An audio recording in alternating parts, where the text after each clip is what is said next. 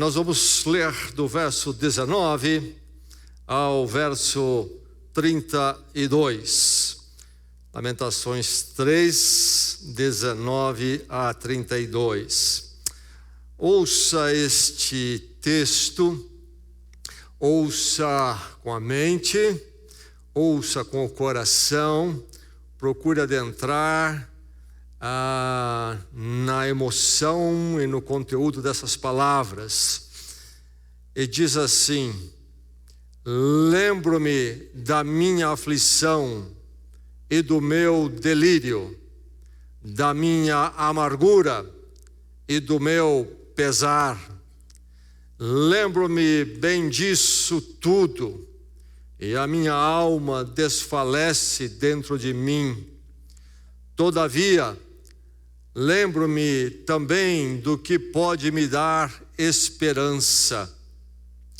Graças ao grande amor do Senhor é que não somos consumidos, pois as suas misericórdias são inesgotáveis, renovam-se cada manhã, grande é a sua fidelidade.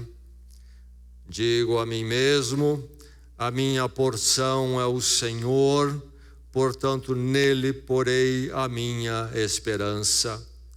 O Senhor é bom para com aqueles cuja esperança está nele, para com aqueles que o buscam. É bom esperar tranquilo pela salvação do Senhor. É bom que o homem suporte o jugo enquanto é jovem. Leve-o sozinho e em silêncio, porque o Senhor o pôs sobre ele.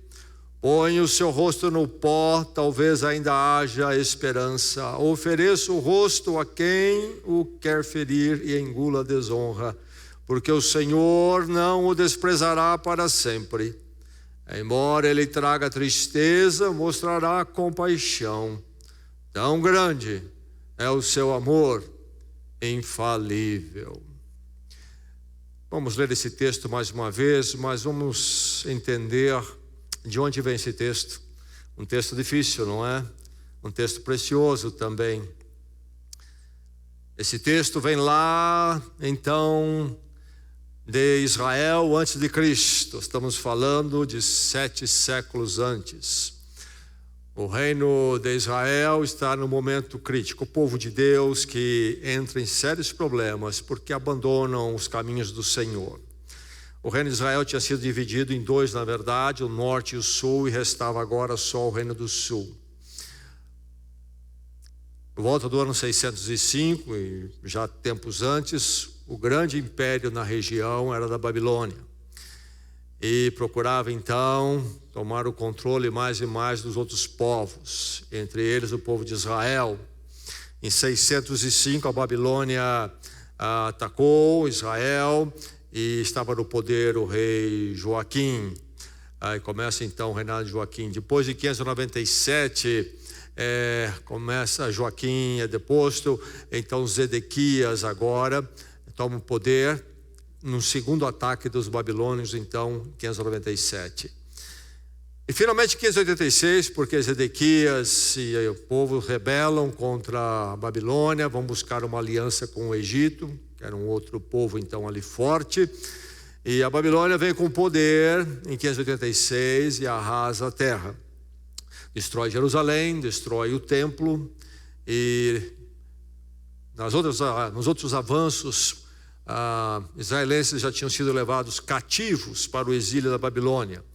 E agora em 586, então, mais uma leva enorme é levada para a Babilônia e a terra é arrasada.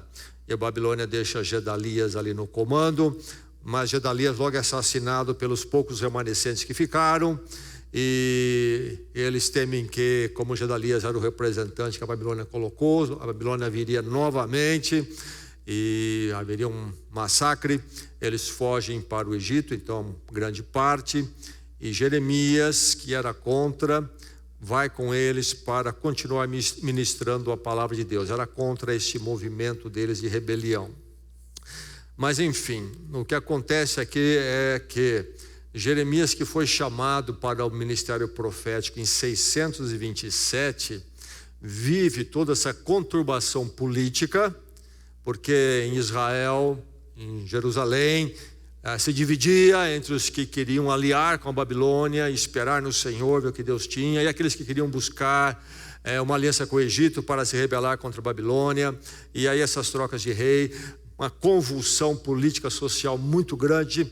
E Jeremias vive tudo isso, é profeta durante esses tempos, tentando mostrar a direção de Deus para um povo que sofre essas convulsões e ao mesmo tempo sofre porque se afastou do seu Deus, tomando os caminhos totalmente estranhos a Deus então revelado em Israel. E em 586 então, na destruição de Jerusalém, na última leva de exilados e a ida de Jeremias para o Egito, fugindo dos babilônios, é nesse ambiente que Jeremias escreve este livro, Lamentações. E aí então fica bem entendido o nome, porque Lamentações. Imagina você, se você estivesse num país e chegasse a uma situação dessa, de terra arrasada, invadido, muita morte, parece que então o mundo acabou e não há mais nada pelo que esperar, a dor, a sofrimento, há um lugar para o lamento. E aí então é que temos Lamentações, o livro todo, e particularmente esses versos que nós lemos. Vamos lê-los mais uma vez. Lamentações 3, começando com o verso 19. Lembro-me da minha aflição e do meu delírio, da minha amargura e do meu pesar. Lembro-me bem disso tudo, e a minha alma desfalece dentro de mim. Todavia, lembro-me também do que pode me dar esperança. Graças ao grande amor do Senhor é que não somos consumidos, pois as suas misericórdias são inesgotáveis, renovam-se cada manhã, grande é a sua fidelidade. Digo a mim mesmo, a minha porção é o Senhor, portanto nele porei a minha esperança. O Senhor é bom para com aqueles cuja esperança está nele, para com aqueles que o buscam. É bom esperar tranquilo pela salvação do Senhor. É bom que o homem suporte o jugo enquanto é jovem, leve-o sozinho em silêncio, porque o Senhor o pôs sobre ele. Põe o seu rosto no pó, talvez ainda haja esperança. Ofereça o rosto a quem o quer ferir e engula a desonra. Porque o Senhor não o desprezará para sempre. Embora ele traga tristeza, mostrará compaixão. Tão grande é o seu amor infalível. Esta é a palavra do Senhor.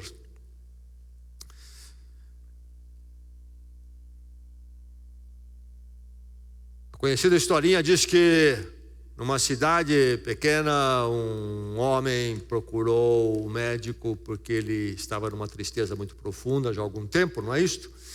E o médico ouviu, ele contou para o médico o que passava no seu interior, no seu íntimo, e o médico disse para ele algumas coisas, e entre outras disse para ele: você também precisa focar em coisas mais descontraídas e alegres, procura fazer isso. Chegou um circo na cidade há pouco tempo, eu ouvi dizer que tem um palhaço lá que é impagável.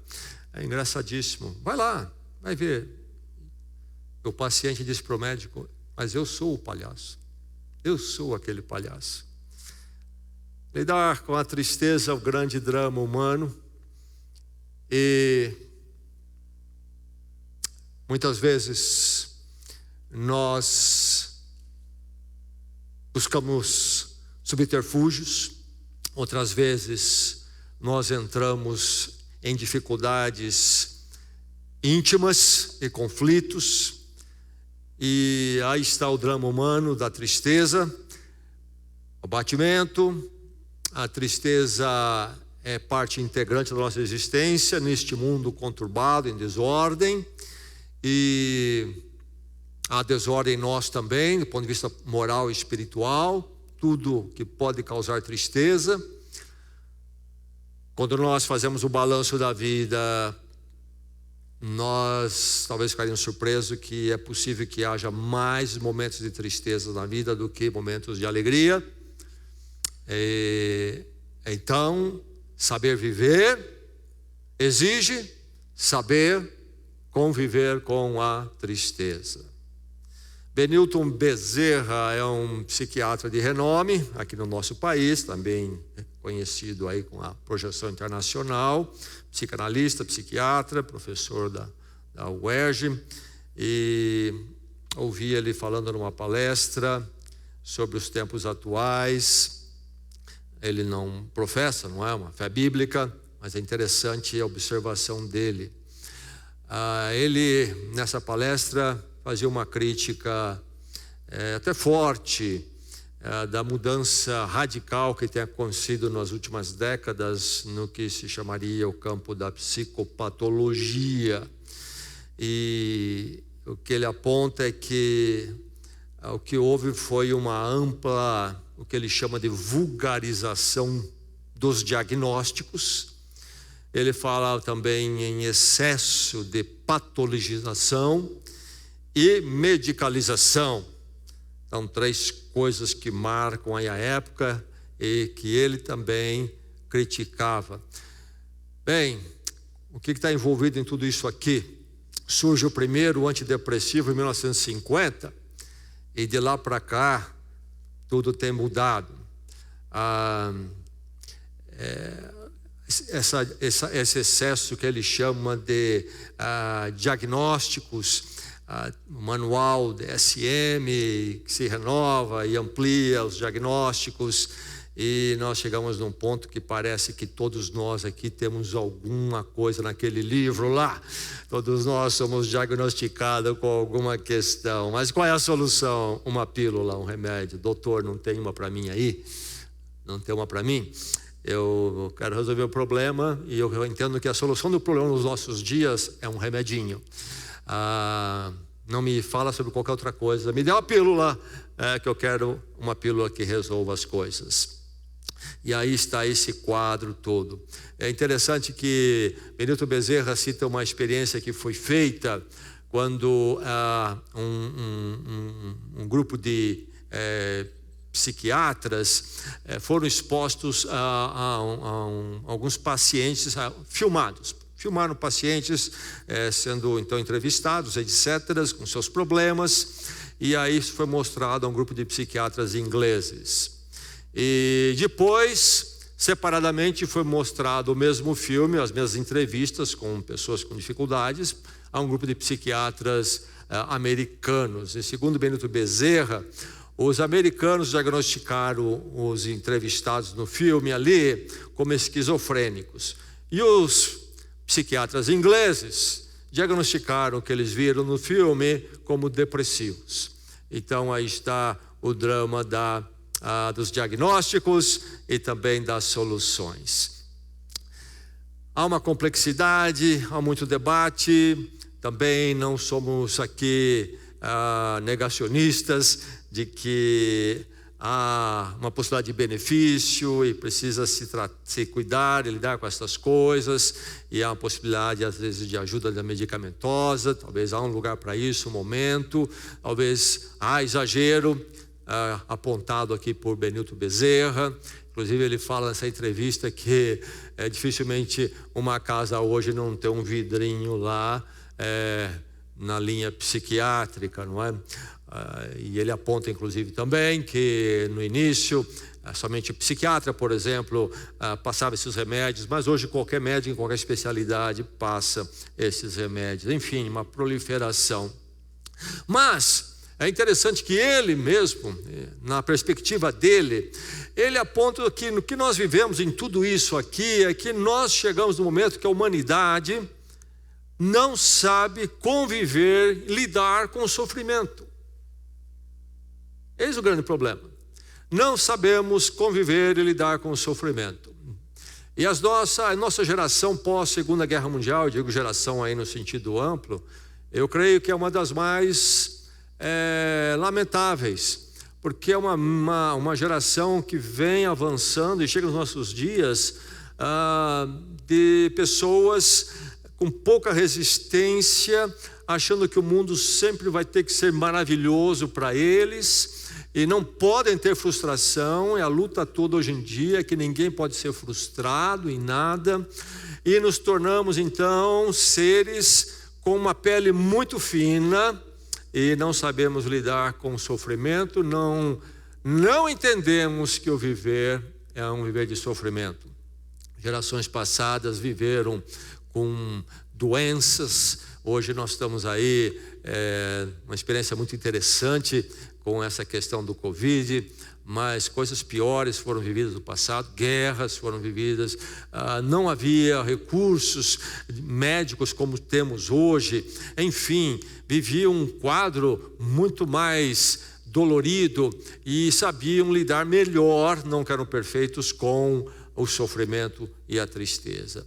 Diante de tudo isso que coloquei aqui, e tudo tem um debate, um lugar para então ser analisado e ponderado, mas é fato este, que nós temos somente perdido a capacidade de lidar com o sofrimento, e viver exige isto, porque apesar de tudo que tem sido feito para nos proteger disso, mais cedo e mais tarde nós vamos ter que viver com o sofrimento. Veja só, o Covid chegou, achamos que nós tínhamos controle de tudo, que essas coisas não pertenciam ao nosso mundo, e veio, e virá algo pior, não sei, se veio esse, pode vir, mas não é só isto, nós estamos falando da nossa própria individualidade, não somente coisas que são coletivas, e a tristeza existe. Como é que nós lidamos com isso? Não é fácil. Certamente que a tristeza é desafiadora, o abatimento é desafiador, e como é que nós podemos lidar? Principalmente a tristeza que se prolonga. O problema é que me afeta de um tempo mais longo, estabelece certos critérios que são bem aleatórios, que, por exemplo, o luto tem que durar um certo número de meses X, mas nós somos tão diferentes. Será que podemos colocar um padrão e passar a régua para todo mundo da mesma forma? Por exemplo, no caso do luto, a verdade é que as coisas podem se prolongar, e a tristeza faz parte da nossa existência hoje, como fez na história. Veja o caso aqui de Jeremias, o autor de Lamentações, do povo de Israel.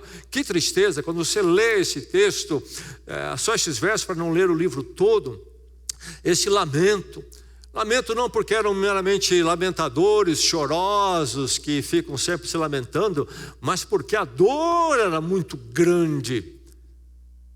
Perde-se propriedade, perde-se família, entra a fome, e em geral nessas situações também enfermidades atacam, há inimigos, e grande é o sofrimento aqui, enorme. E nós temos então aqui Jeremias lidando com a dor, tristeza, abatimento profundo, não coisinha pequena, mas coisa terrível, terrível. E eu volto a Benito Bezerra para dizer que ele mesmo aponta que no passado as pessoas tinham mais capacidade de lidar com suas tristezas, mais fibra, que faziam inclusive muito pela religião, diz ele, na colocação dele. E aí então, creio que as palavras de Jeremias aqui nesse texto é de grande sabedoria para a minha vida e para a sua. Convivendo com a tristeza, precisamos pensar nisto. E a fé cristã, a fé bíblica, não nos deve levar para mais fuga, como o mundo tem feito. A fé cristã deve nos levar para o realismo da vida. Nós estamos falando do pessimismo, negativismo, estamos falando do realismo, que tristezas podem chegar e chegam, e a questão é como é que nós lidamos com isso. Quando nós sentimos nesse vale, e que às vezes pode ser longo, como é que nós lidamos? Não vamos também aqui colocar que para o crente uma tranquilidade passar por esses vales. Não é isto. Aliás, ouvindo Jeremias no Velho Testamento, aqui antes de Cristo, dá para ver que não é fácil, é difícil.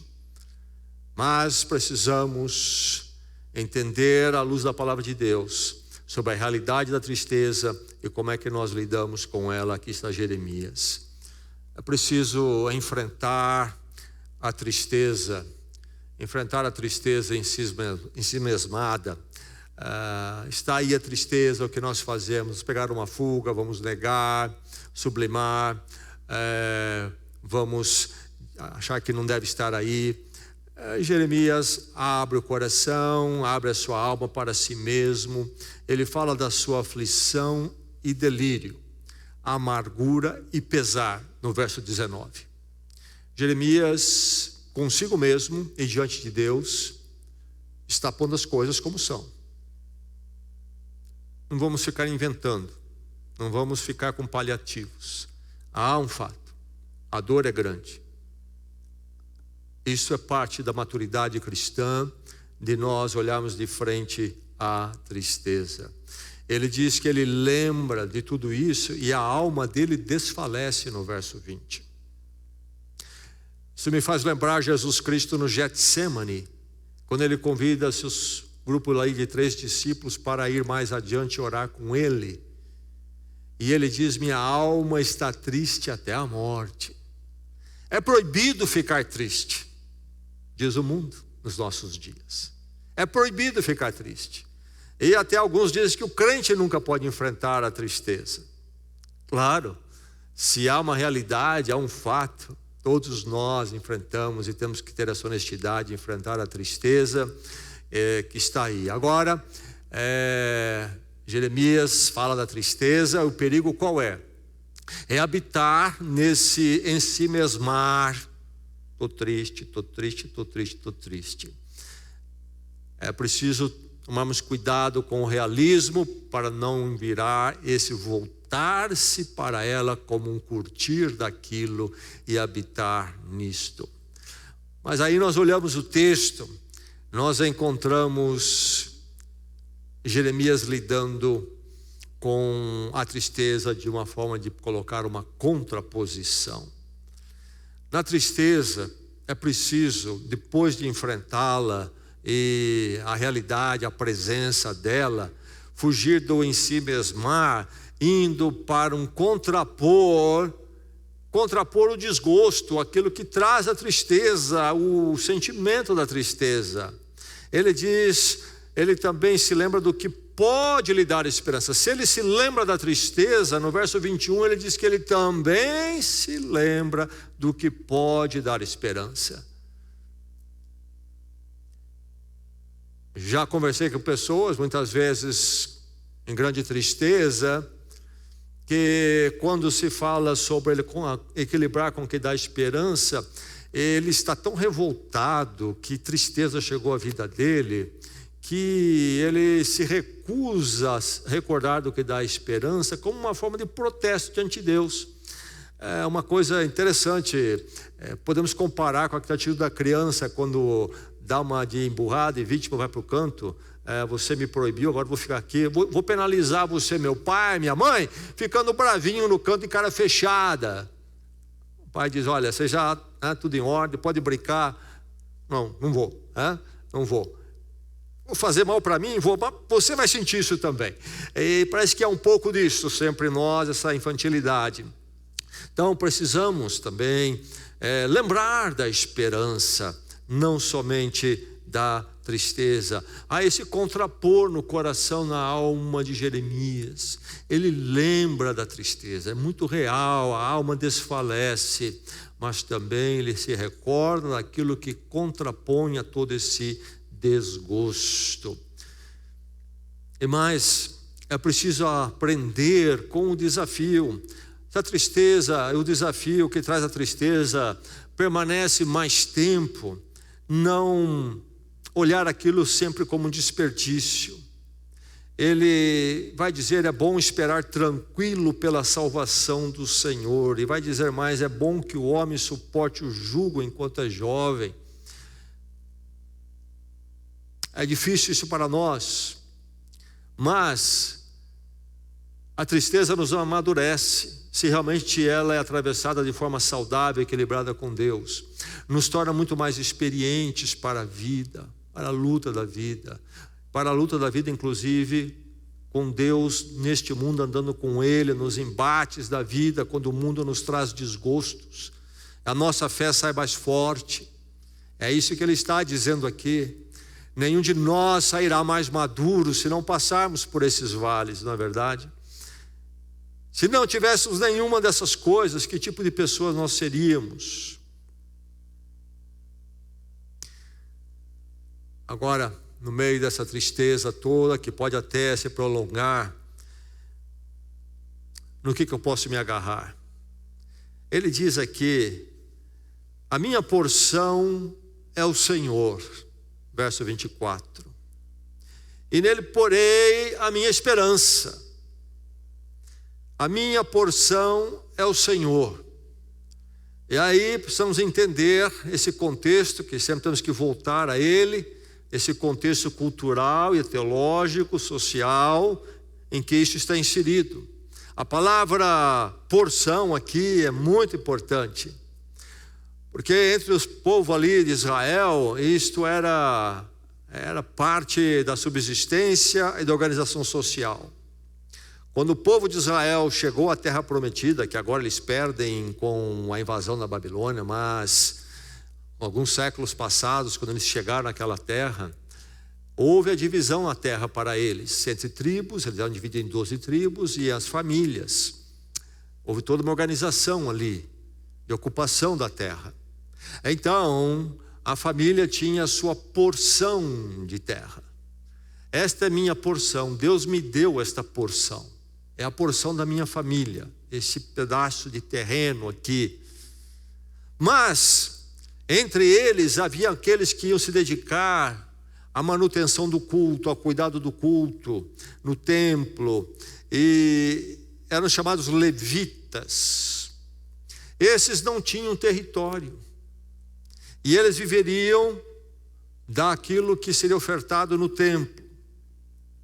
E lá em Números 18, no Velho Testamento, o livro de Números, capítulo 18, fala disto, de que Deus diz: vocês não terão uma porção de terra, como todos os outros, porque diz Deus a eles: eu serei a sua porção, eu vou cuidar diretamente de vocês. E então agora Jeremias, nesse momento, ele vai se voltar para esse princípio aqui. E nós temos que equilibrar bem isso em nossas vidas. Você tem as suas porções, tem a sua casa, quem sabe outras coisas mais. Muito bem, o Senhor nos dá estas coisas, nos permite ter, ótimo. Mas precisamos lembrar que um dia é possível que nada dessas porções estejam mais conosco e podem ir embora. Ou mesmo, uma situação pode vir quando essas porções perdem qualquer valor para a nossa existência. Já conversei com pessoas assim. Chegou uma experiência de vida, tinham razoavelmente bem, mas aquilo tudo significava nada diante do que estavam vivendo. E há de chegar esse momento, então, quando nós precisamos a porção que é o Senhor. E se nós temos algumas porções, nunca nos esqueçamos da principal, daquela que deve estar acima de todos, que é a porção do Senhor. Chega uma hora na vida de Jeremias que o que sobrou? O que sobrou?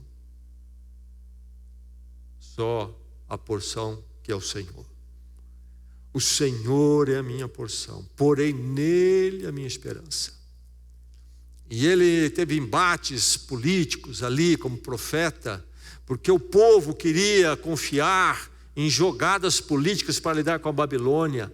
E o profeta Jeremias dizia ao povo: vocês precisam olhar para o Senhor.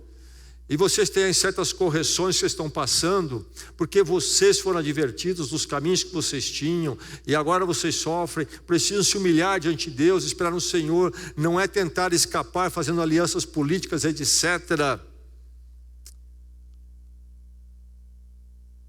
Ele lutou muito com o povo nessa direção, que o Senhor é a porção. E agora chega esse momento quando tudo se foi. Correu o desastre, o que sobrou. Para onde você olha? No que você agarra na sua vida? Qual é a sua porção? Verifique que o seu coração, se ele está apegado a algumas porções por aí, que acima de tudo, ele esteja agarrado nessa porção, esta porção que é estável, que não vai embora, que permanece. No meio da situação mais difícil, o quarto escuro, se você tiver essa porção, terá sempre um ponto de luz. No meio das trevas do quarto, convivendo com a tristeza, agarre-se à porção estável. E aí, ocupe-se mentalmente, foque, nutra a si mesmo com a bondade de Deus. Nunca se esqueça da bondade de Deus. Diz ele no verso 25, em meio a tudo isso, essa situação lamentável, quem sabe aqui já de trouxa nas costas com que sobrou partindo para o Egito, terra estranha. Sobrou algumas coisinhas. Sobraram algumas coisinhas. Ele diz no verso 25, o Senhor é bom para aqueles cuja esperança está nele. Hora difícil, tudo é incerto, mas Deus, meu Senhor, acima de tudo é bom, e Ele ainda terá a última palavra. Numa hora da tristeza, o vale é escuro. O que você foca? O que se ocupa a sua mente? Qual é o alimento? Você pode lembrar de um Deus que é bom. E se você não se lembrar de Deus e Deus a sua bondade, do que é que você vai se lembrar no meio do abatimento da tristeza? Com o que você vai ocupar o seu pensamento? O que é que vai nutrir a sua alma? Tristeza em cima de tristeza, só isso que você tem para... Ou há no meio daquele redemoinho que ele deixa zonzo, um ponto fixo, que dá um norte para o seu interior, o agito que você passa emocionalmente. Que brilhe sempre no meio de tudo que a gente não entende e confuso ainda, que Deus é bom. Porque se nós perdermos isto, aí está tudo muito complicado. As coisas que estão difíceis, se estamos andando com Deus e olhando para Ele, não vão se tornar melhores se nós esquecermos de Deus ou rompermos com Ele. E é interessante que as pessoas tomam esse caminho muitas vezes. Como que? Porque as coisas acontecem e eu não estou satisfeito com isso, eu não concordo, então rompendo com Deus vai ficar melhor. Sempre será pior. A verdade é que a nossa alma precisa ser nutrida com a bondade de Deus, que é infalível. No momento talvez seja difícil, não entendemos, mas lembrarmos que Deus é bom e Ele tem uma história eterna. Nunca esquecermos isso, há de ser nosso sustento. Focar, então, nutrir-nos com a bondade de Deus. E acima de tudo, crente em Jesus Cristo, no pacto de Deus conosco em Cristo na cruz, o pacto da graça. Nele somos perdoados plenamente pelo sacrifício de Cristo, reconciliados com Deus, e Deus entra em pacto conosco na graça, isto é, Ele garante tudo, e nós não podemos garantir nada, não garantimos nada, mas o pacto é garantido por Ele, que é o pacto de graça. Precisamos sempre reafirmar para nós o pacto de Deus e com Deus. É isso que Jeremias faz aqui acima de tudo. E nos embates da vida, nas horas boas da vida, você é norteado pelo pacto de Deus e com Deus em Jesus Cristo, ou não? Nós precisamos constantemente reafirmar o pacto de Deus conosco em Cristo. Ele diz no verso 22, que grande é o amor de Deus, e essa é a razão de não sermos consumidos. Se não fosse o grande amor de Deus, seríamos todos consumidos. E aí o importante é notarmos essa palavra grande amor. E essa palavra amor aqui é a palavra que eles usavam para se referir ao amor pactual de Deus. A palavra hesed. E traduzimos para amor no português. Os tradutores se esforçam para dar no português a força que tem no hebraico, mas não temos o equivalente. É muito comum então usar o que? Amor e mais um adjetivo, amor infalível, amor fiel. Porque é o amor pactual, é o amor de Deus, é o amor que não falha. Nós, criados às imagens e semelhanças de Deus, também temos a propriedade de amor numa medida finita. Mas não somente finita, também por causa do pecado, numa medida imperfeita e falha. Nós amamos, mas nosso amor fracassa. Não confunda o seu amor com o amor de Deus. Este amor, ele diz, é grande, o amor de Deus. E essa é a razão que nós não somos consumidos. Ali, quando eles estão sofrendo o pior, e o profeta sabe que é o pior, porque eles tomaram caminhos para longe de Deus. Ele advertiu isso por décadas. Jeremias falou isso em Jerusalém. Mas ainda não foram consumidos. Por quê? Porque grande é o amor de Deus. Ele vai dizer mais: as misericórdias do Senhor são inesgotáveis.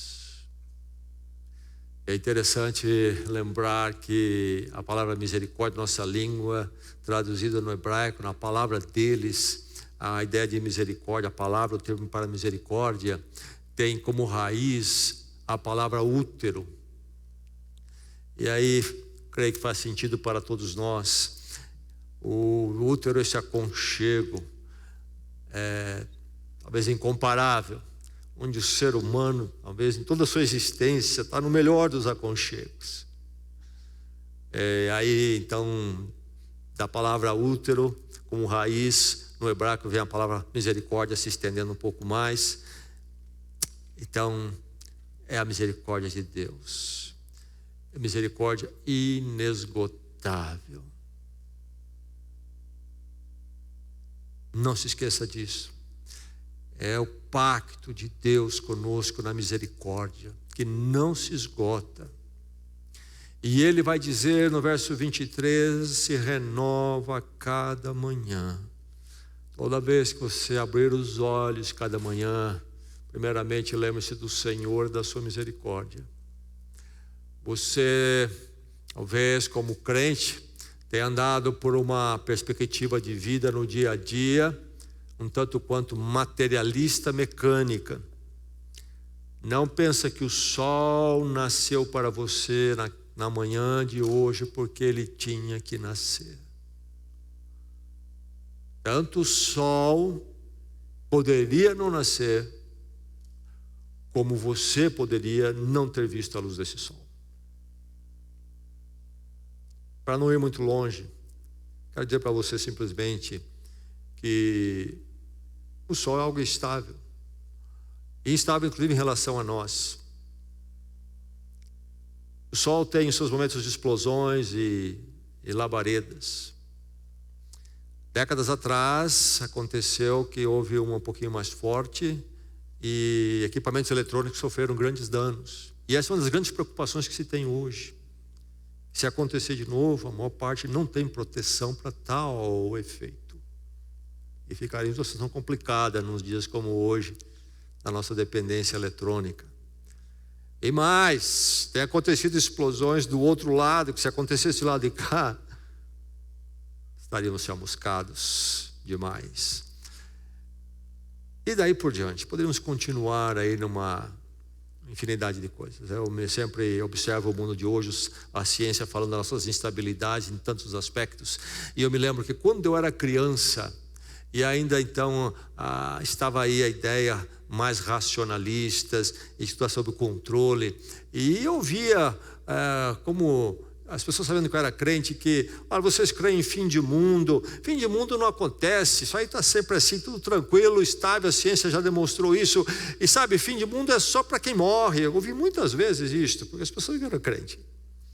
E hoje eu vejo os cientistas falando aquilo que os crentes falavam, de que o mundo tem o seu limite e a sua fragilidade. Vejo tantas formas de sendo conversado, e você também ouve certamente aqui e ali, mas enfim, cada manhã é a misericórdia do Senhor que não se esgotou, elas se renovam cada manhã.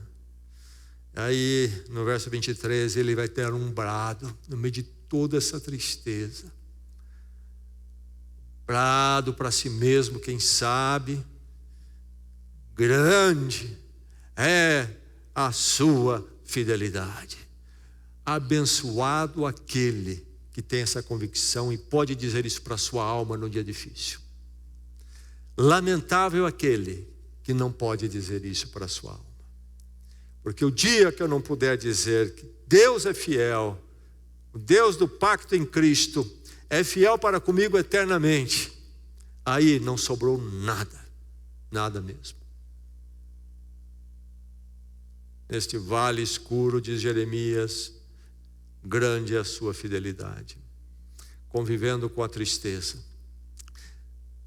Uma luta difícil para nós, pequenos e finitos.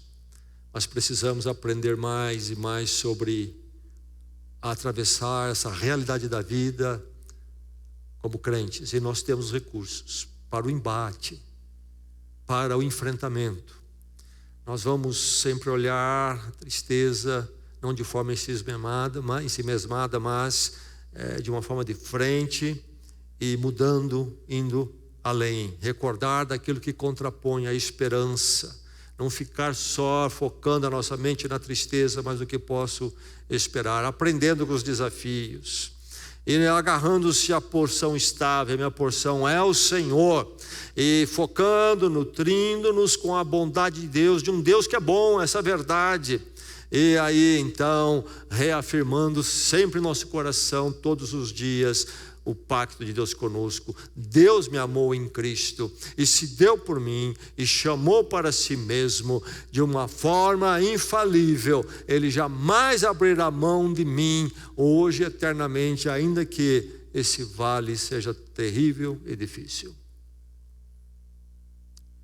Que o Senhor nos fortaleça para vivermos de forma mais sábia e estarmos mais preparados para vivermos a vida na perspectiva e na forma da palavra de Deus e não na forma humanista que está aí fora. Essa, mais cedo ou mais tarde, se mostra insuficiente. É preciso tratar a tristeza com a fidelidade de Deus, sempre. É preciso tratar a tristeza com a fidelidade de Deus. É preciso tratar a tristeza, lidar com a tristeza com a fidelidade de Deus. Embate difícil, mas que nós como crentes possamos ser libertos de que as coisas são fáceis neste mundo e nessa vida. Essa ilusão que adentrou é ilusão. Vamos celebrar os momentos alegres que o Senhor nos dá e também na fidelidade dele nós caminharmos com passos firmes em meio às lutas. Que o Senhor nos fortaleça sempre. Graças ao grande amor do Senhor é que não somos consumidos, pois as suas misericórdias são inesgotáveis, renovam-se a cada manhã, grande é a sua fidelidade. Amém e amém. Que o Senhor nos fortaleça. Vamos orar.